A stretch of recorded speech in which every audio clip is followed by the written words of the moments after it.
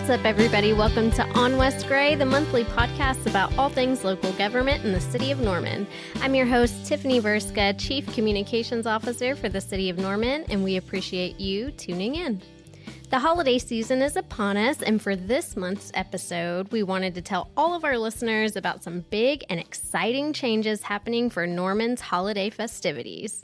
So today in studio with us, we have a couple of guests from the Parks and Recreation Department, or the Department of Fun, as we like to call it around here.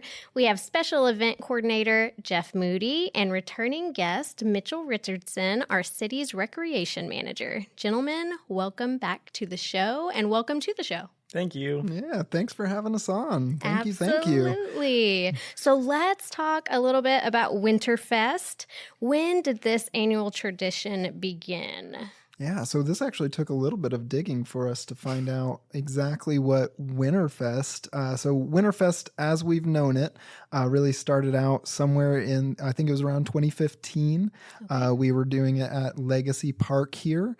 And so it's been almost a decade doing it out at that park. And before that, we had a tree lighting ceremony and everything. And it was kind of we used to call it WinterFest as well. That's what I learned when trying to find out some of these answers here. And it went all the way back. I think we've been doing it for around 40 or 50 years at this point. We've been doing some type of holiday celebration going in and out of what's called WinterFest. So it's been a long storied tradition here at, with the Norman, and it's something we really wanted to continue every year. Well, it's the most wonderful time of the year. Yeah. So it has to have a long-standing tradition, right? Yeah. Very fun. Okay, so what's happening this year with WinterFest? Yeah, so this year it's a little different. So what we've done is we've actually brought our WinterFest at Legacy Park and our tree lighting at Andrews Park and combined them into one big event. It's called WinterFest on Main. Okay. And so, yeah, it'll be over there on Jones Street directly after the Norman Christmas Holiday Parade. And so the parade starts at 6, goes all the way. We're guessing around 7 o'clock is exactly when we're going to be able to start it, where all the parade, because the parade has how many people do they have in it? 55 entries, I heard today. So that's going to be a pretty big parade. Very fun. Yeah, once the parade concludes, we'll be heading over and starting off all the WinterFest fun activities. Okay, so the parade is up and down Main Street. Tell me where it starts, I guess, so folks can be prepared and kind of pick out where they're going to park and how they're going to get there. Yeah, so the parade starts at the Norman High School, right? Mm-hmm. Okay. Yeah. Jeff's going to correct me on everything. Norman High School on Main Street, right? Yes, okay. Yep. And it goes all the way to the railroad track. So right around that neighborhood jam area, it goes all the way, and that right over the railroad tracks is where WinterFest will be. So gotcha. Yeah, you'll be able to just continue on, follow the parade down, and make your way to WinterFest. Okay, very fun. And so I heard that there's all kinds of crazy, exciting things happening at this WinterFest. Can you tell me a little bit about that? I'm going to jump in for that one. Please jump in, Jeff. So we are going to start off with the tree lighting, like we said. The mayor will be introducing us, getting things started off. We'll have a drone show, which I'm really excited about. It's kind of our new thing this year, and I'm excited to see how that goes. We've never done that. That's like a first-time thing for us, That's right? Yeah, we've had fireworks in the past, and we're moving to a drone show for this. See how it goes. I think it's going to be amazing. We've seen the mock-ups and everything. It's going to be pretty great. So after that, we have live performances from Wilson Elementary and Talk of the Town Jazz. The McFarland Church is going to have the bell choir there. Sooner Theater is doing a Christmas story this year, so we're going to have them perform as well. The Grinch is actually going to MC this event and do a story time as the Grinch, so excited for that. We'll have bouncy houses, all kinds of crazy fun stuff, just a lot going on. The Grinch, is there going to be an elf running around that I've seen on social media and stuff? Is there somebody like that? Maybe. I don't know. We'll have to see. I guess you got to show up to see. Yeah, they have to come down. They have to check everything out. Okay, got it. So what kind of impact do you believe WinterFest and these types of quality of life events have in the downtown area? You want it?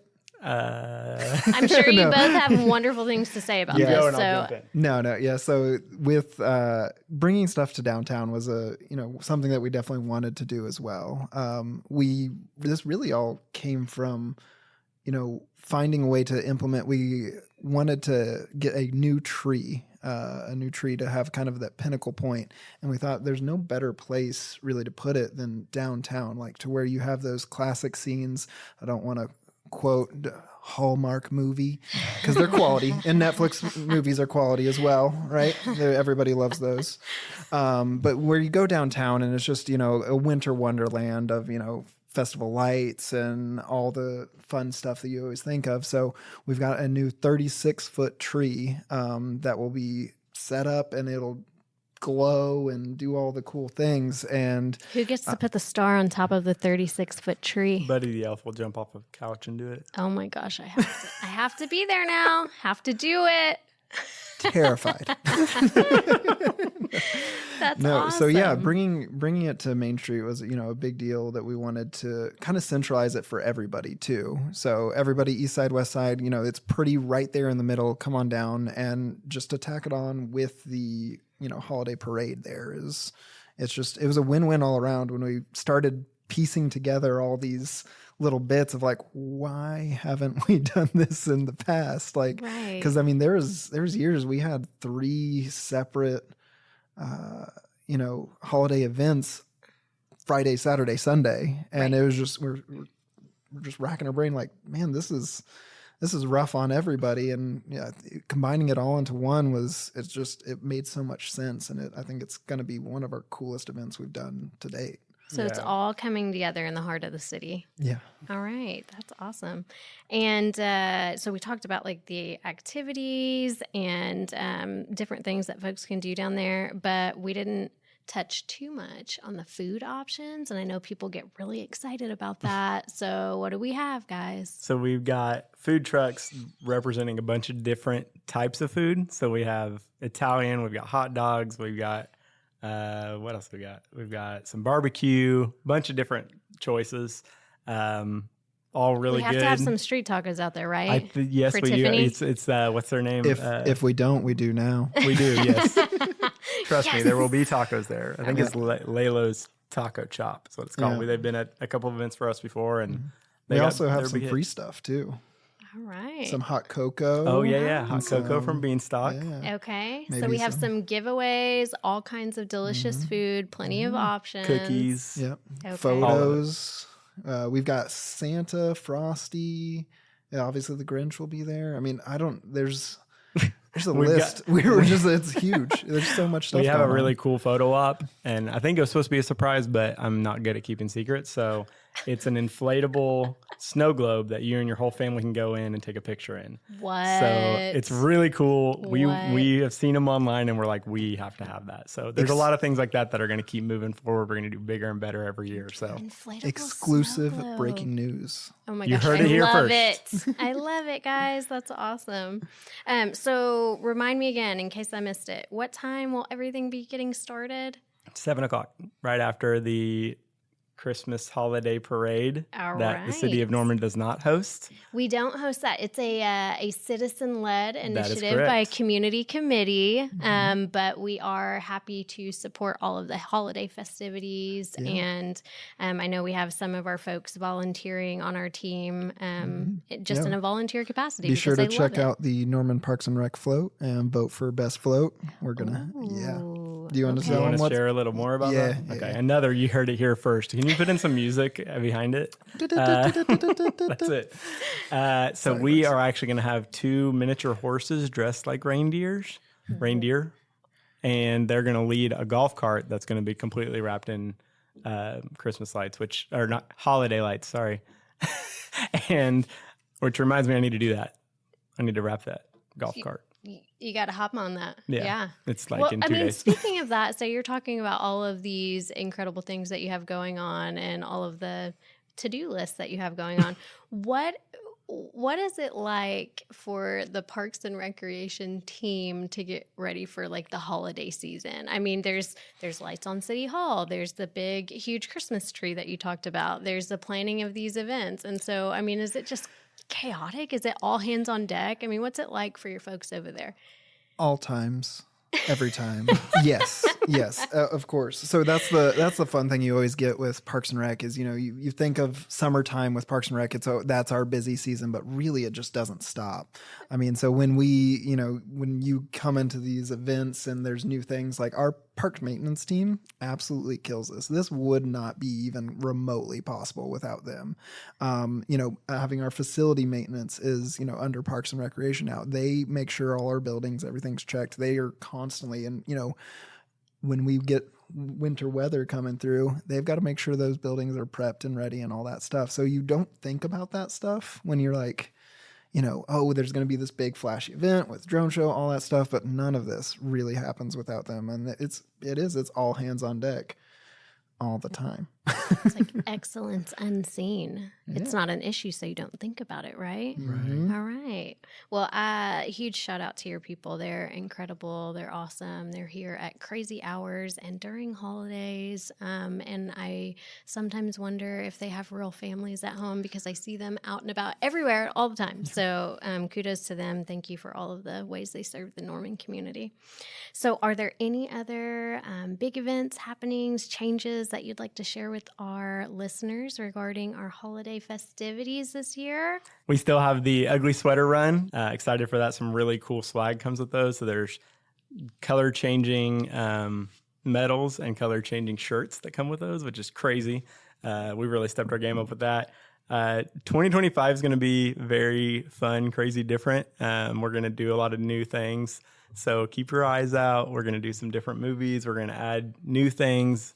We're just trying to make every event as good as it can be. And I think WinterFest is a good example of that because it's kind of the first of many. We're going to make it bigger and better. And I can't wait to see what it turns into. Yeah.